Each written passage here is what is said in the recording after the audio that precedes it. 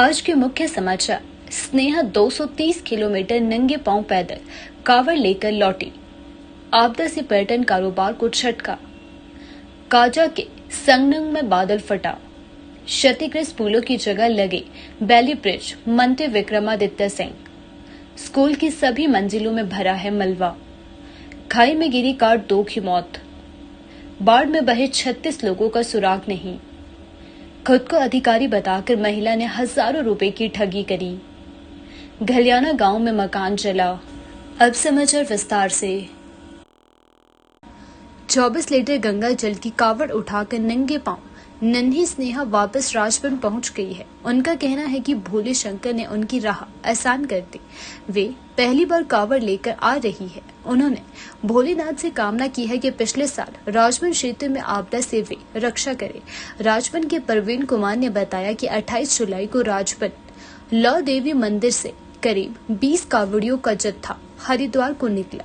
दल में 9वीं कक्षा की छात्रा स्नेहा और अरुण, विशाल और पंकज पहली बार कावड़ लेने साथ चले। दल ने दोनों तरफ की यात्रा में करीब 230 किलोमीटर की दूरी तय की है। स्नेहा प्रथम बार गंगा जल लेने गई।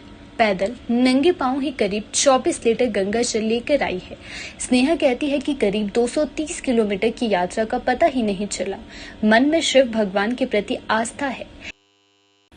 काजा उपमंडल के संगनम गांव में शुक्रवार शाम करीब 5 बजे बादल फटने से एक महिला की मौत हो गई है। बादल फटने से बाढ़ के साथ आए मलबे में एक गाड़ी दब गई।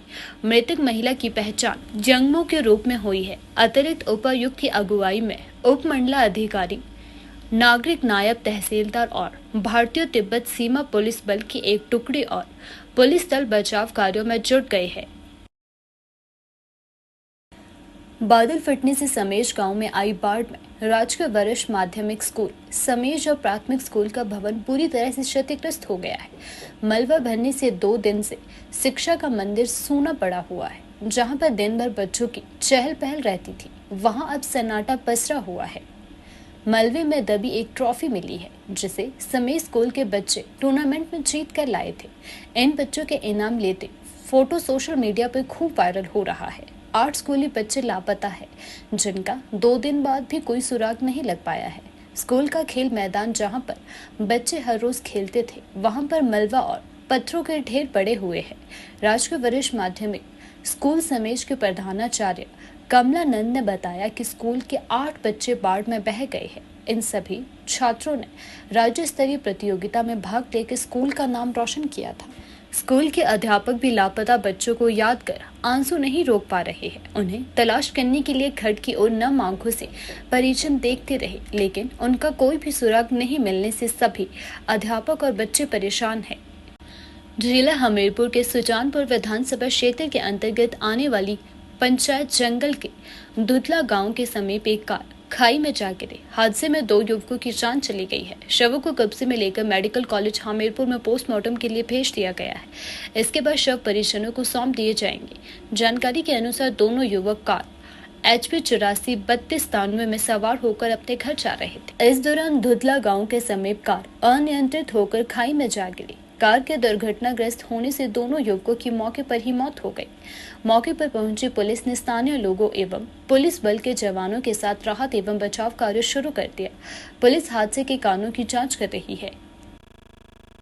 हिमाचल प्रदेश में प्राकृतिक आपदा के चलते पर्यटन कारोबार को बड़ा झटका लगा है। पर्यटन स्थल सूने हैं। हिमाचल में अब तक 2500 सैलानियों ने बुकिंग रद्द या होल्ड कर दी है। इसके अलावा ट्रैकिंग ट्रिप पर जाने का कार्यक्रम भी सैलानियों ने रोक दिया है। हालांकि बरसात के चलते हिमाचल में इन दिनों ऑफ सीजन चल रहा है, लेकिन इन दिनों भी होटलों में 30 से 40% तक ऑक्यूपेंसी रहती है।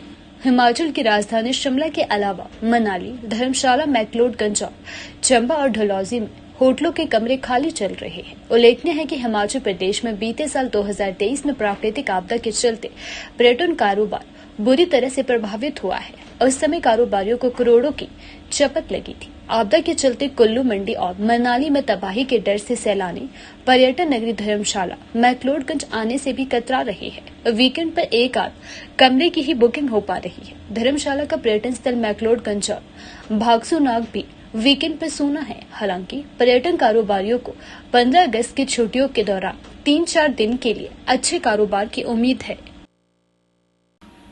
बादल फटने और बाढ़ आने से प्रदेश में 17 पुल ढहे और क्षतिग्रस्त हुए हैं। प्रदेश सरकार ने जरूरत के मुताबिक इन जगहों पर बैली ब्रिज लगाने के दिशा निर्देश दिए हैं।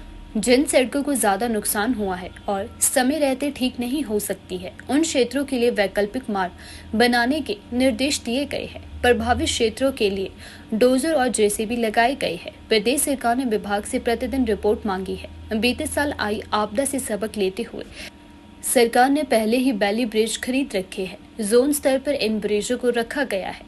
अब इन बैली ब्रिज को जिला शिमला मंडी कुल्लू के लिए भेजा जाएगा। हालांकि इससे पहले लोक निर्माण विभाग के इंजीनियर क्षतिग्रस्त पुलों का निरीक्षण करेंगे। अगर कोई पुल रिपेयर करने योग्य होगा तो इसकी मरम्मत होगी। जो पुल ढह गए हैं वहां तुरंत बैली ब्रिज लगाने का काम शुरू कर दिया जाएगा। लोक निर्माण विभाग का दावा है कि जिला कुल्लू के निर्माण से सबसे ज्यादा 9 पुल ढहे और क्षतिग्रस्त हुए हैं। इसके अलावा प्रदेश में प्राकृतिक आपदा के चलते 455 सड़कें यातायात के लिए प्रभावित हुई है। लोक निर्माण मंत्री विक्रमादित्य सिंह ने कहा कि प्राकृतिक आपदा के चलते विभाग को अब तक 300 करोड़ से ज्यादा का नुकसान हुआ है। सड़कें और पुल टूटने से लोगों की परेशानी बढ़ी है। ऐसे में जहां जहां पुल ढह गए हैं वहां वैली ब्रिज लगाए जाएंगे।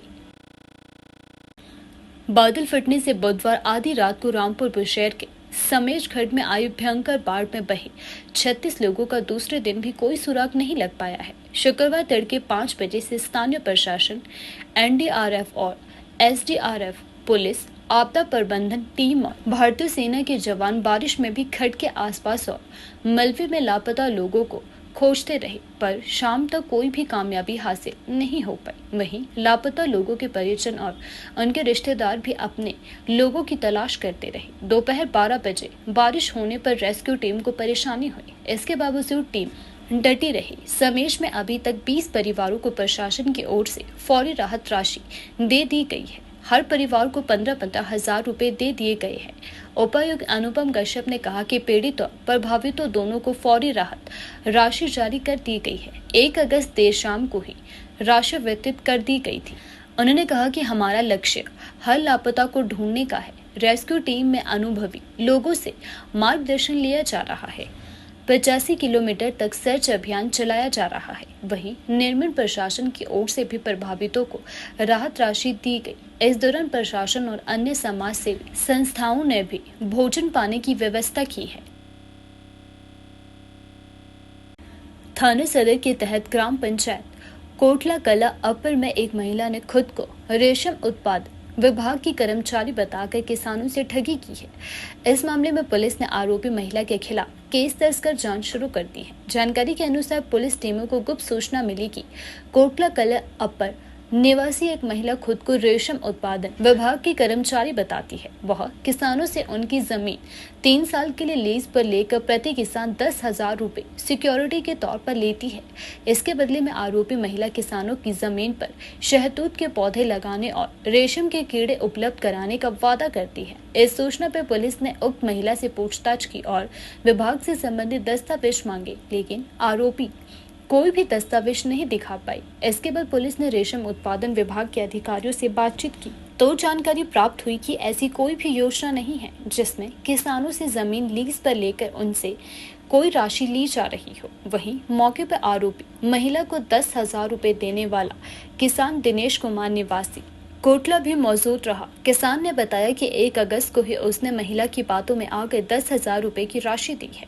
पुलिस ने महिला के खिलाफ मिली शिकायत के बाद मामले की गहनता से जांच शुरू कर दी है। पुलिस अधीक्षक राकेश सिंह ने बताया कि यह आंकड़ा जुटाया जा रहा है कि महिला ने कितने किसानों के साथ धोखाधड़ी को अंजाम दिया है। हिमाचल प्रदेश के कुल्लू जिले की लग घाटी के तहत आने वाले घलियाना गांव में एक मकान में आग लगने से 2 कमरे जल गए हैं। इसके साथ ही आग में 2 लोग भी झुलसे हैं। घायलों को उपचार के लिए क्षेत्रीय अस्पताल कुल्लू लाया गया है। स्थानीय लोगों और दमकल की टीम ने मौके पर पहुंचकर आग पर काबू पाया। आग की घटना में करीब 4 लाख का नुकसान हुआ है। अग्निशमन विभाग के सब फायर ऑफिसर प्रेम भारद्वाज ने बताया कि आग लगने के कारणों का अभी तक पता नहीं चल पाया है।